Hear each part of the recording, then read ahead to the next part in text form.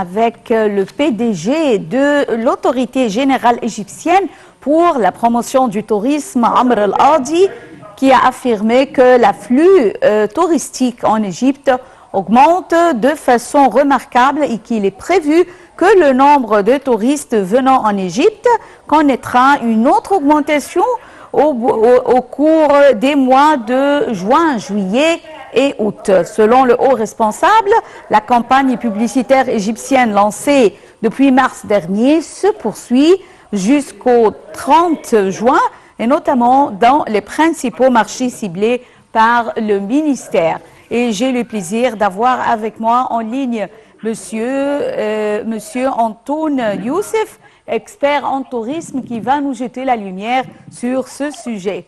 Bonjour, Monsieur Antoun Youssef, bonjour, ravi de vous retrouver.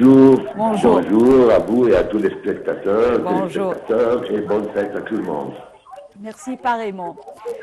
Monsieur Antoun Youssef, tout d'abord, nous sommes en train de célébrer ces jours-ci la fête de Eid al-Fitr et avant cela, c'était juste avant cela, la fête de Pâques. Est-ce que vous voyez que la saison des fêtes a eu un effet sur l'afflux touristique en Égypte? Oui, bien sûr. Donc, en général, les semaines de la fête de Pâques, pour les Occidentaux, c'est des fêtes et c'est des vacances où ils ont l'habitude de voyager. Donc, toujours, c'est des semaines de Pâques, c'est des semaines importantes pour le tourisme égyptien. C'est des très hautes saisons, ça fait partie des semaines très, très hautes. Et cette année, il y avait encore un nombre extraordinaire. Effectivement, on a vu très bien une amélioration dans le nombre de touristes qui ont visité l'Égypte, déjà dans toute la saison et surtout dans les semaines de vacances comme celle des Pâques. Et bien sûr aussi, avec les fêtes de Eid al-Fitr et le Pâques égyptien, alors c'était très, fréquenté les sites et les lieux touristiques par les Égyptiens aussi.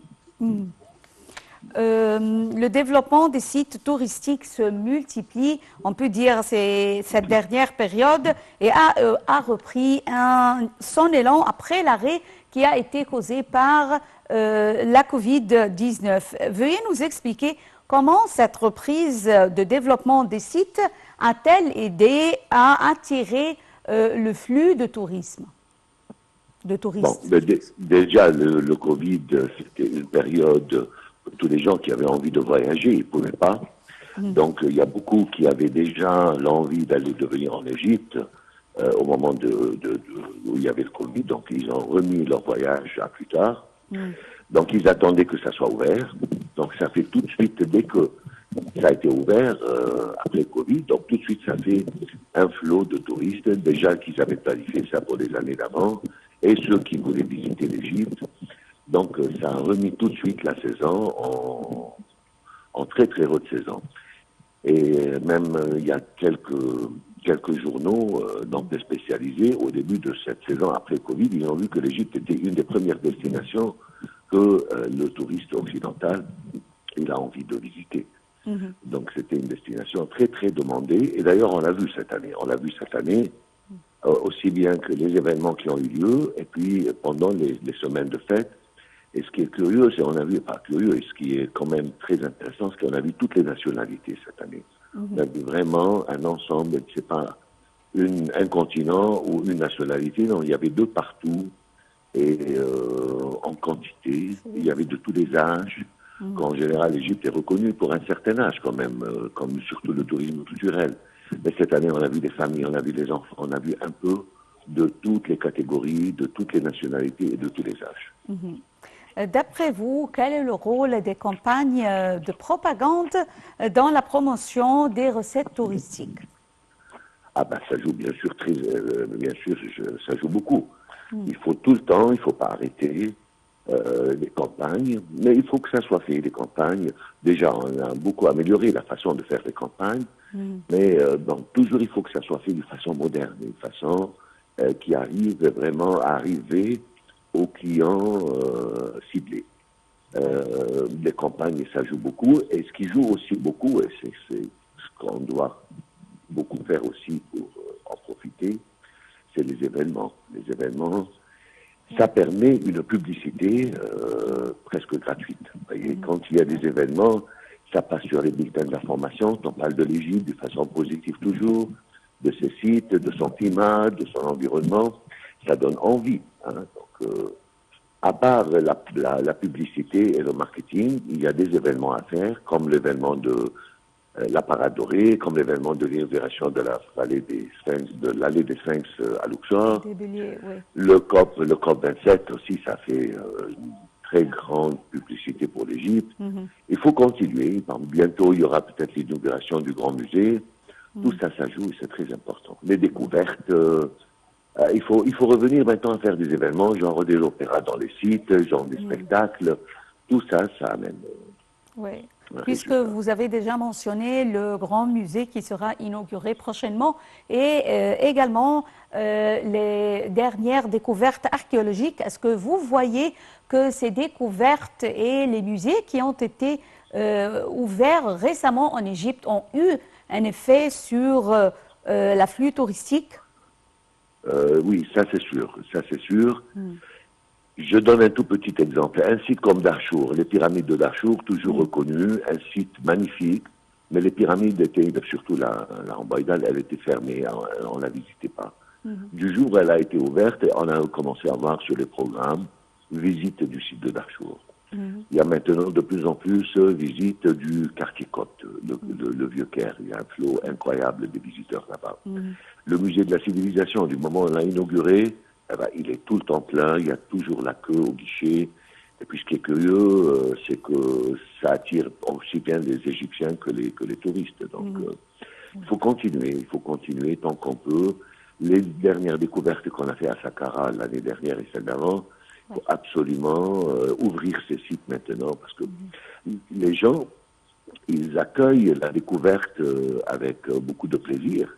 Et puis, ils s'attendent le jour où ils puissent aller voir cette découverte. Il ne faut pas que ça soit trop long. C'est bien.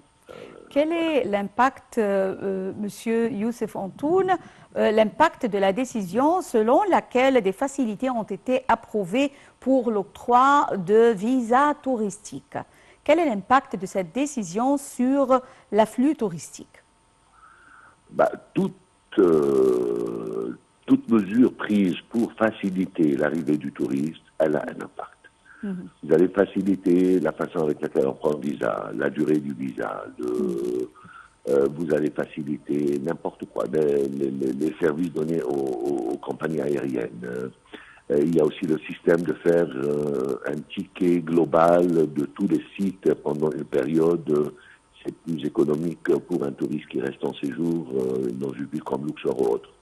Tout ça, ça a un impact important. Je pense qu'à faire du visa, oui, ça va sûrement encourager beaucoup à venir en Égypte. Parce que c'est pas évident, les gens ils vont pas aller jusqu'à les ambassades. Les ambassades et les consulats sont dans les capitales. Et puis, c'est pas évident de toutes les destinations. Donc, voilà. Monsieur Youssef Antoun, est-ce que vous voyez que le retour des avions charter en Égypte, encore une fois, a eu un effet sur l'afflux touristique et bien sûr sur la promotion du tourisme? Oui, bien sûr, le charter, il fallait que les charters reviennent. Bien sûr, 80% de tourisme égyptien de masse, c'est les charters, c'est pas les vols réguliers.